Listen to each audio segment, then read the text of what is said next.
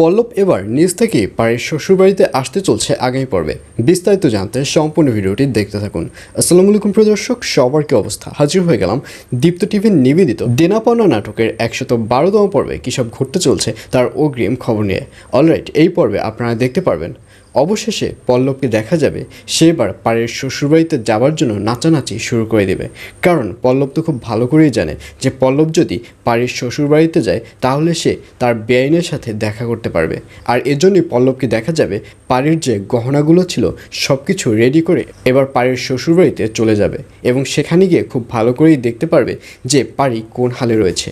আর অন্যদিকে পল্লবের যে বেআইন রয়েছে তার সাথে দেখা করা তো দূরের কথা, উল্টো পল্লবের মাওইকে দেখা যাবে সে পল্লবকে অনেক ধরনের অপমান, এবং বাড়ির যে ভাবি রয়েছে সে ভাবিকেও দেখা যাবে সে পল্লবকে অনেক ধরনের অপমান করে বাড়ি থেকে বের করে দিবে। আর অন্যদিকে ইরফানকে দেখা যাবে সে প্রায় রাতের বেলা পাড়ির সাথে দেখা করবে এবং দেখা করবার পর পাড়ি বলবে, আচ্ছা এভাবে যে দেখা করছো এগুলো কি ঠিক হচ্ছে? তখন ইরফান বলবে, আসলে আমি আমার ওয়াইফের সাথে দেখা করছি, এটা তো ঠিক কেন হবে না সেটা বলো। তখন পাড়ি বলবে, আসলে এভাবে যে দেখা করছো মা যদি এই ব্যাপারটি জানতে পারে তাহলে সে অনেক কষ্ট পাবে। তখন ইরফান বলবে, তুমি শুধু তোমার মায়ের কষ্টটাই দেখলে, তুমি কি আমার কষ্টটা একবারও চিন্তা করেছো যে আমি তো তোমাকে বিয়ে করবার পরও তোমার সাথে আমার দেখা করতে হয় পালিয়ে পালিয়ে, আমি কতটা কষ্টে আছি এটা কি তুমি বুঝো?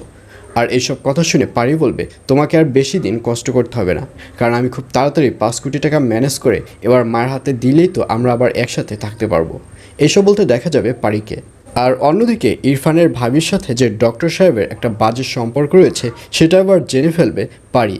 কারণ পাড়িকে দেখা যাবে সে ইরফানের যে বড় ভাই রয়েছে তার রুমে ঢুকবে, রুমে ঢুকে রুম পরিষ্কার করতে থাকবে এবং এক পর্যায়ে দেখবে রুমের জানালাগুলো সব বন্ধ। আর এগুলো দেখে পাড়িকে দেখা যাবে সে যখন জানালাগুলো খুলতে যাবে ঠিক তখনই ইরফানের বড় ভাই তাকে জানালা খুলতে নিষেধ করবে। তখন পাড়ি বলবে, কেন জানালা খুলতে কেন নিষেধ করছেন? জানালা খুললে তো বাহির থেকে বাতাস আসবে। আর এই কথা শুনে ইরফানের বড় ভাই বলবে, না শুধু বাতাস নয়, বাতাসের সাথে অনেক আজে বাজে বাতাসও ঢুকে যাবে, এই বাতাসের সাথে ডক্টর সাহেবও ঢুকে যাবে এবং ডক্টর সাহেব ঢুকে আমার বউকে আবারও নতুন করে আদর করা শুরু করবে। আর এইসব শুনে পাড়িকে দেখা যাবে সে ব্যাপারটি খুব ভালো করেই বুঝতে পারবে। আর এছাড়াও থাকবে আরও আশ্চর্য সকল ঘটনা। সুতরাং সবাইকে দেনা পাওনা নাটকের আগামী পর্ব দেখার আমন্ত্রণ রইল।